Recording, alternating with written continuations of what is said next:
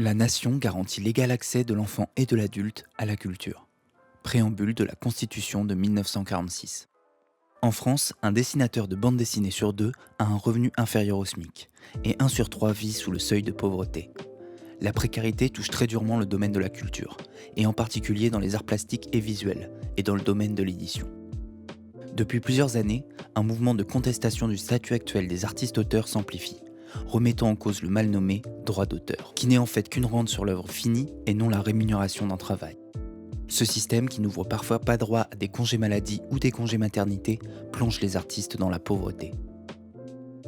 En parallèle, une fois un artiste décédé, ses œuvres continuent de générer de l'argent grâce aux différents droits patrimoniaux et peuvent enrichir les héritiers de l'artiste pendant 70 ans après sa mort.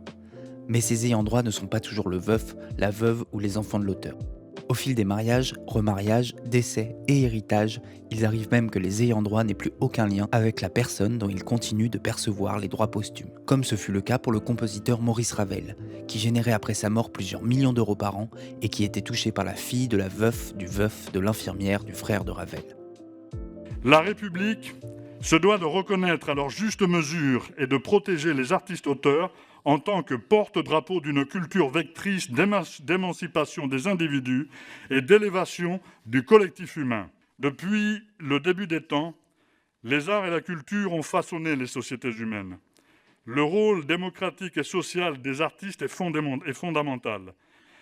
La pauvreté à laquelle notre système les condamne est indigne. Pour remédier à cette situation, qui bénéficie seulement aux héritiers d'artistes décédés et ne permet plus aux vivants de créer, le groupe parlementaire de la France Insoumise, par la voix de son député Michel Larive, propose de créer un domaine public commun, permettant de contribuer au financement d'un nouveau régime d'indemnisation pour les artistes qui ne sont pas intermittents du spectacle, ainsi qu'à soutenir la création artistique. Avec cette loi, à la mort d'un artiste et pendant 70 ans, la moitié des fonds générés par l'exploitation des droits patrimoniaux est versée aux héritiers, tandis que l'autre moitié sert à créer un nouveau domaine public commun. Ce domaine public commun contribue à financer la protection sociale des artistes vivants, qui ne bénéficient pas actuellement du régime des intermittents du spectacle, sous la forme de la création d'un nouveau régime d'indemnisation du chômage. Une autre part du domaine public commun est consacrée à aider à financer la création. À l'issue des 70 ans après la mort de l'artiste, les œuvres continuent, comme actuellement, de tomber dans le domaine public. Cette loi repose sur le principe d'une solidarité des artistes décédés envers les artistes vivants, afin d'assurer à toutes et à tous une protection sociale.